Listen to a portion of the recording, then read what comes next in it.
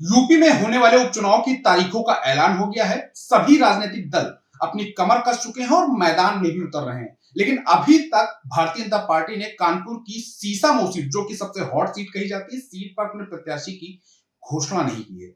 Samajwadi party ने उत्तर प्रदेश की 6 सीटों पर अपने प्रत्याशियों की घोषणा कर दी है और अभी कानपुर की सीट पर भारतीय जनता पार्टी, इसके साथ ही उत्तर प्रदेश की अन्य सभी सीटों पर प्रत्याशी घोषित न किए जाने को लेकर कहीं ना कहीं विवादों में भी आ रही है और कहीं ना कहीं उसको विपक्ष घेरता हुआ नजर आ रहा है। कहीं ना कहीं अगर हम बात करें तो विपक्ष इस बात पर मजाक भी उड़ा रहा है कि समाजवादी पार्टी के डर से भारतीय जनता पार्टी अभी प्रत्याशियों की घोषणा नहीं कर रही। हमारे साथ भारतीय जनता पार्टी के विधायक सुरेंद्र मैथानी साहब हैं, उनसे भी एक बार बात कर ले कि आखिर ये जो विलंब है ये क्यों हो रहा है। विधायक जी, लगातार विलंब हो रहा है। समाजवादी पार्टी 6 सीटों पर अपने प्रत्याशी का नाम घोषित कर चुकी है, बीजेपी ने अभी लिस्ट भी जारी नहीं की, और कानपुर की अगर सीसामऊ सीट की बात करें तो ये भारतीय जनता पार्टी के लिए नाक की बात है, तो क्यों देरी हो रही है?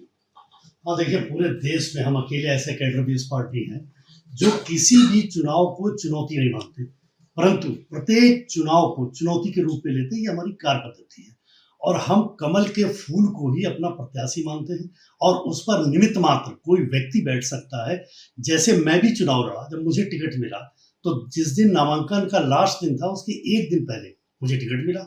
हमारा कैडर, हमारा बूथ पर एक एक कार्यकर्ता कैडर तैयार है, जनता के संपर्क में रहता है। तो हमें कितना टाइम लगता है? हम तो चूंकि लगातार सेवा भाव से काम कर रहे हैं। व्यक्ति कोई आएगा तो वो खाली प्लस करेगा, लेकिन व्यक्ति किसी भी समय दे दे पार्टी, हमारी पार्लियामेंट्री बोर्ड तय करती है। और जब पार्लियामेंट्री बोर्ड है, ये कोई व्यक्ति की पार्टी नहीं, किसी परिवार की पार्टी नहीं, कांग्रेस और सपा की तरह पार्टी नहीं। यहाँ तो पार्टी तय करती है और तय का आधार देखिए आपकी। कोई एक चाय बेचने वाले इस देश के प्रधानमंत्री हो जाते हैं, एक मठ मंदिर में पूजा करने वाले उत्तर प्रदेश के मुख्यमंत्री हो जाते हैं। हम कैडर बेस्ड लोग हैं। मेरे जैसा व्यक्ति संगठन में काम करते हुए और विधायक का टिकट पा जाता है। तो हमारे यहाँ कोई भी व्यक्ति किसी भी समय पार्टी उसको भेज सकती है जनादेश प्राप्त करने के लिए। लेकिन हम जो वोट के लिए और चुनाव के लिए लगातार जनता से संपर्क कर रहे हो, कमल के फूल के लिए हम कर रहे हैं। उनके पास चूंकि कैडर नहीं है, उनके पास कोई अनुशासन नहीं है, तो वो अपने व्यक्ति को खड़ा करते हैं और हम पार्टी को खड़ा करते हैं। इतना बड़ा अंतर हमारी विचारधारा में और उनके इस प्रकार के परिवारवाद और एकला चलो के आधार पर उनकी है। कानपुर की सीसामऊ सीट को लेकर कहीं ना कहीं सियासी गलियारे में चर्चा भी है कि भारतीय जनता पार्टी इस बात का निर्णय नहीं कर पा रही है कि सपा के सामने किसको उतारा जाए। नहीं, हमारे यहाँ बिल्कुल ऐसा नहीं है कि सपा के सामने भारतीय जनता पार्टी का कमल तो उतरा हुआ है। उसमें व्यक्ति, तो मैंने कहा कि व्यक्ति मायने नहीं रखता है। हमारे कमल के फूल के लिए आप देखिए, हम एक एक बूथों पर लगातार काम कर रहे हैं। पूरे 5 वर्ष जनता को सेवा कर रहे हैं। हम योगी जी और मोदी जी की योजनाओं से लाभान्वित करा रहे हैं। हम एक एक गली, एक एक बूथ पर, एक एक बस्ती में संपर्क कर रहे हैं। तो हमारे पास कोई अभी प्रत्याशी का नाम तो है नहीं जो हम संपर्क कर रहे हैं। हमारा तो कमल के फूल के लिए लगातार काम कर रहे हैं। हम तो यही कह रहे हैं, आगे भी यही कहेंगे चुनाव के बाद कि आप कमल का बटन दबाइए, कमल को जिताइए, भाजपा को जिताइए, मोदी जी, योगी जी को आशीर्वाद दीजिए और जो प्रत्याशी होगा उसको प्लस वहां पर जोड़ देंगे। तो प्रत्याशी हमारे यहाँ मायने नहीं रखता है, पार्लियामेंट्री बोर्ड तय करती है और जो भी वो दे देगी हम वो स्वीकार इसलिए करते हैं कि हम कैडर बेस्ड लोग हैं, अनुशासित लोग हैं और हम नेतृत्व के निर्देश का पालन ही करते हैं। इसके सिवा हमें दूसरी चीज पे सोचने का, विचार करने का हमारा ध्यान भी नहीं जाता है। हम कमल के बटन के लिए जान देने वाले लोग हैं, कमल के फूल के लिए जान देने वाले लोग हैं और हम अपना काम, जनता की सेवा और संपर्क संबंध लगातार, कनेक्टिविटी और अवेलेबिलिटी हम जनता के बीच में बनाए हुए हैं। अच्छा, अगर हम बात करें तो जो जानकारी है वो ये है कि तकरीबन 100 से अधिक भारतीय जनता पार्टी के लोगों ने दावेदारी की है सीट के लिए। ऐसे में किसी एक का टिकट होना कहीं बाकी बगावत में तो नहीं उतरा? नहीं, देखिए, हमारे यहाँ लोकतंत्र है। हमारे यहाँ सबको टिकट मांगने का अधिकार है। मैं भी जब टिकट मांग रहा था तो हमारे यहाँ भी 62 लोग करीब ऐसे थे जो टिकट मांग रहे थे। मुझे टिकट मिला तो उन 62 ने मुझको चुनाव लड़ाया। मांगने का अधिकार हमारे यहाँ सबको है और मेरिट के आधार पर निर्णय करना हमारी पार्लियामेंट्री बोर्ड, हमारे नेतृत्व का है। वो नेतृत्व जो सोचता है वो ठीक सोचता है। उसी आधार पर ही तो हम आज दूसरी बार योगी जी की सरकार बनी और हमारी मोदी जी की तीसरी बार सरकार बनी। इसका मतलब कि हमारा नेतृत्व जो सोचता है वो ठीक सोचता है। हम कभी 2 पर थे, आज हम सत्ता में और बहुमत में हैं, कई बार हो रहे हैं। तो इससे हम, हमारे नेचर में, हमारे ब्लड में है कि पार्टी किसी को भी दे दे, वो हमारे लिए विषय नहीं है। हमारा प्रत्याशी तय है कि हमारा कमल का फूल हमारा प्रत्याशी। अच्छा, आप लोग लगातार धरातल पे रहते हैं, काम करते हैं, लोगों को बीच भी पहुंचते हैं, ऐसे में क्या लग रहा है कि सीसामऊ सीट पे किस तरीके का समीकरण काम करेगा जिससे भारतीय जनता पार्टी जीत सके, किस तरीके का कैंडिडेट होगा, किस वर्ग से हो सकता है, तमाम सारे मुद्दे हैं, क्या लग रहा है? देखिए, धर्म क्षेत्र और भाषा भाषी के आधार पर भारतीय जनता पार्टी कभी टिकट नहीं देती है। हम देते हैं केवल सेवा के आधार पर हमारी पार्टी हमको टिकट देती है। आप अगर मुझे कहें तो फिर मेरा क्या?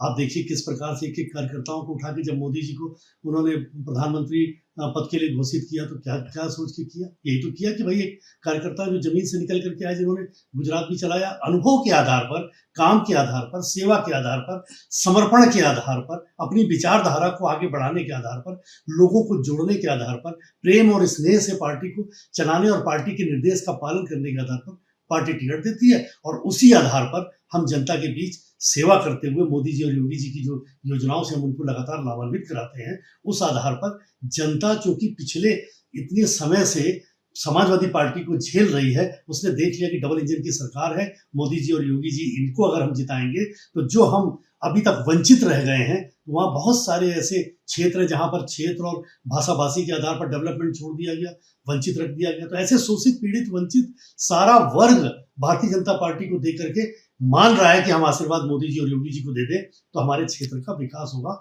और ये सत्य भी है कि जनता जनार्दन आशीर्वाद देने के लिए मोदी जी को, योगी जी को आगे तत्पर है, वो आशीर्वाद दे रही है। और हम सब लोग, कमिटमेंट है हमारा कि हम सीसामऊ विधानसभा क्षेत्र को भी समभाव के साथ, सबका विकास, सबका साथ, सबका विश्वास के आधार पर, मूल मंत्र पर ही हम लोगों की सेवा करें। अच्छा, अगर लोकसभा की बात करें तो लोकसभा की तर्ज पर जिस तरीके से सपा और कांग्रेस एक साथ थी, तो क्या लग रहा है अभी उपचुनाव जो हो रहे हैं इसमें गठबंधन कहीं दिखाई नहीं दे पा रहा, तस्वीरें साफ नहीं हुई, क्या लग रहा है? देखिए, बहुत स्पष्ट जनता समझती है, बहुत स्पष्ट बात है कि मुस्लिम भाई बहनों के वोटों को भ्रमित करने के लिए इनकी भविष्य की ये लड़ाई कि मुस्लिम मतदाता कांग्रेस के पक्ष में रहेगा या सपा के पक्ष में रहेगा, इनका गठबंधन रेत की तरह है और झूठ के पुलिंदे पे खड़ा किया हुआ ये गठबंधन, जिस पर ये केवल मुस्लिम भाई बहनों को ये भ्रमित कर रहे हैं कि मैं तुम्हारा तुम्हारा भला करने वाला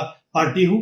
कांग्रेस ये कहती है और सपा भी उन पर दावा करती है, और इनकी अंदरूनी ये लड़ाई कभी भी ईमानदारी से गठबंधन का पालन नहीं करती, नियम का पालन नहीं करती। जबकि हम देखिए, हम पूर्ण बहुमत के बाद भी एनडीए को साथ लेकर के चलते हैं। चाहे पिछली बारों का रिकॉर्ड देखिए, अब की भी अगर आप देखेंगे तो हम आज भी एनडीए के साथ ही हैं। हमारी तीसरी बार मोदी जी की सरकार बनी, दूसरी बार योगी जी की सरकार बनी, हम पूर्ण बहुमत में हैं, लेकिन हमने एनडीए अपने साथियों को नहीं छोड़ा। हमने उनकी भी चिंता की, उनको भी उनका हक दिया, उनको भी हम लोगों ने मंत्री बनाया। मतलब ये नहीं कि अगर हमें पूर्ण बहुमत मिल गया तो हम अब उनको छोड़ दें। ये हमारा ईमानदारी का गठबंधन है। पर इनका गठबंधन केवल इस बात के लिए है कि इस बार भाजपा को किसी तरह झूठ बोल करके, झूठ फैला के, नेरेटिव बना करके और भाजपा को रोका जाए। लेकिन जनता इन चीजों को समझ चुकी, जिस आधार पर हरियाणा में तीसरी बार हमारी सरकार बना दी। अन्यथा इन कांग्रेस और सपा ने तो ये भी झूठ फैला दिया था कि मोदी जी आरक्षण बदल देंगे, संविधान बदल देंगे। कुछ बदला क्या? जनता समझ गई तो हरियाणा में तीसरी बार उन्होंने सरकार बना दी। और यही काम अब सीसामऊ विधानसभा क्षेत्र की जनता करने जा रही है और सीसामऊ में भारतीय जनता पार्टी को जिताने जा रही है। तो फिलहाल विधायक सुरेंद्र मैथानी ने इस बात के संकेत दे दिए हैं कि जिस तरीके से अभी टिकट को लेकर बीजेपी ने कोई घोषणा नहीं की है, उसको नामांकन के एक दिन पहले भी घोषित किया जा सकता है। तो इस बात की तस्वीर साफ हो गई है कि कहीं ना कहीं जो देरी हो रही है वो देरी नहीं है, बल्कि बीजेपी अपनी रणनीति में है। और जिस तरीके से सपा और कांग्रेस का गठबंधन अभी भी एक नहीं हो पा रहा है, जुड़ नहीं पा रहा है, वो कहीं ना कहीं रेत के ढेर पर बना हुआ है। फिलहाल जीत पक्की है, इस बात का बीजेपी को यकीन है।